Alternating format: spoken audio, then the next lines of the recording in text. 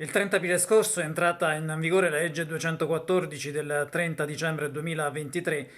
che innalza i limiti di soglia dell'inquinamento elettromagnetico portando i limiti che erano di 6 volt per metro,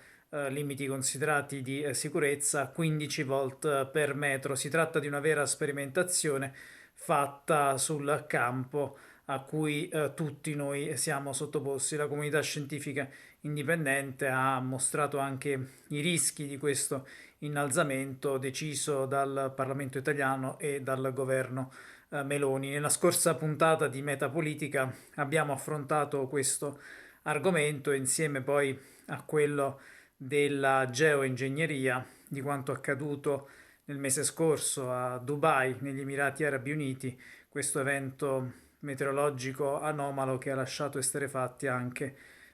i meteorologi di tutto il mondo. E poi abbiamo parlato anche della sicurezza alimentare, dell'attacco alla alimentazione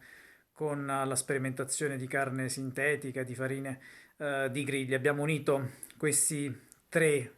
punti in un filo rosso che sono accomunati chiaramente da un filo rosso e nella puntata di Metapolitica è intervenuto Maurizio Martucci, giornalista, che spiega inoltre qual è l'inganno che c'è dietro questo innalzamento a 15 volt per metro che potrebbe, come spiega Martucci in questo intervento, anche essere ben superiore. Scopriamo l'inganno guardando questo estratto di Metapolitica, la trasmissione che va in diretta sul canale YouTube dell'Identitario. Quindi entra a pieno regime con l'ennesimo inganno, anche questo all'italiana, perché non si tratta solo dei 15 volte per metro, come in Gazzetta Ufficiale è stato sottolineato, ma in realtà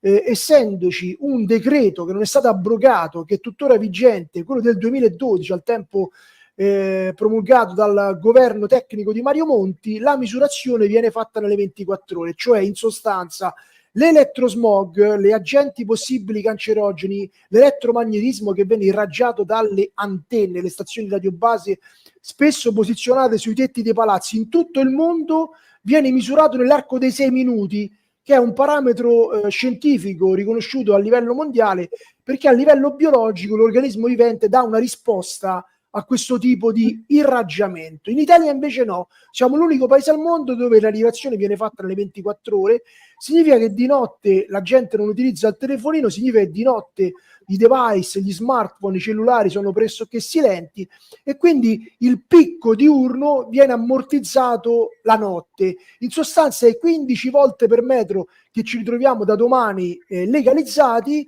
aumentano a picchi più 100 volte rispetto al limite di oggi, più 100 volte perché si può raggiungere i 61 volte per metro benissimo, ammortizzati magari di notte in parametri irrisori 0,2, 0,6, tanto per intenderci. Perché quindi fanno questo,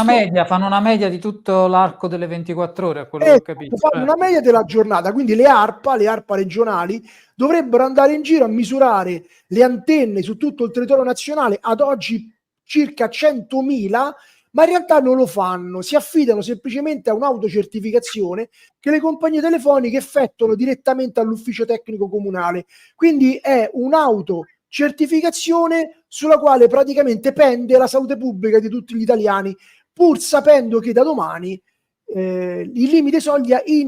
verrà innalzato, aumentato a picchi, lo ripeto, di 100 volte più di oggi. È un pericolo gravissimo. La comunità medico-scientifica, quella indipendente, si era appellata al governo Meloni, l'hanno fatto in questi giorni diversi sindaci, tanti comuni, una trentina ne ho contati solo nelle ultime 24-48 ore, si sono opposti alla manovra.